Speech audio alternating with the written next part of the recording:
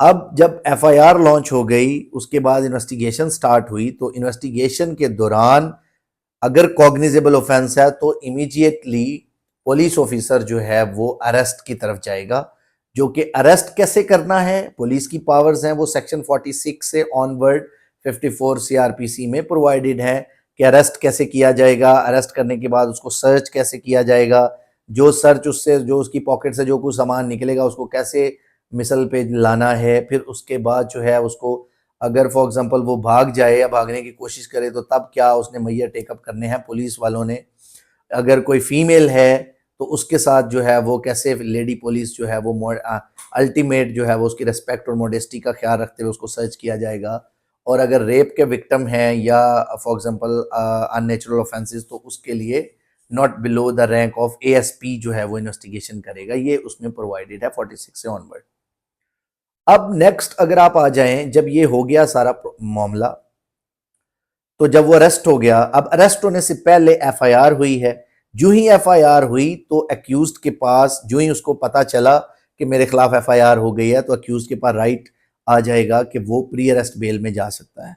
तो वो फौरी तौर पे कॉग्निजेबल ऑफेंस में pre arrest bell under section 498 CrPC में बेल के लिए जाएगा before the court of session कि मुझे जो है वो ये ह्यूमिलिएट कर सकते हैं। There is no probability of abscondence. उसके अलावा फेक एफआईआर है, डिले है एफआईआर में, मेलाफिडे इंटेंशन है पुलिस की या प्रोसिक्यूशन की, कंप्लेनेंट जो है वो उसकी मेलाफिडे है। ये सारे जो भी और बहुत सारे ग्राउंड्स हैं जो हमने बेल के अलग लेक्चर में जो है वो डिस्कस किए थे। तो वो सारी चीज़ें जो हैं वो आप डिस्कस करके तो जज को सेटिस्फाई करते हैं, उसमें फिर आप इंटरम बेल लेते हैं और फिर आप शामिल तफ्तीश हो जाते हैं और फिर आप अपना स्टैंस जो है वो जाके पुलिस को जो है वो 161 की स्टेटमेंट और अपना बयान जो है वो रिकॉर्ड कराते हैं कि असल बात क्या है। अब अगर फॉर एग्जांपल आप अरेस्ट हो जाते हैं, तो अरेस्ट हो तो फिर आपने पोस्ट अरेस्ट बेल की तरफ जाना है। तो पोस्ट अरेस्ट बेल के लिए फिर आपने क्या करना है कि लॉयर जो है वो आपकी तरफ से, क्योंकि आप तो अरेस्टेड होंगे, आपकी तरफ से बेल अप्लाई करेगा और बेल मैं कोर्ट ऑफ फर्स्ट इंस्टेंस में जो है वो अप्लाई करेगा। और उसमें जो है वो कोर्ट जो है वो डिस्क्रिशन है कोर्ट की कि वो अगर समझे कि भाई उसको कस्टडी में रखना मुनासिब नहीं है तो वो उसको बेल दे सकती है।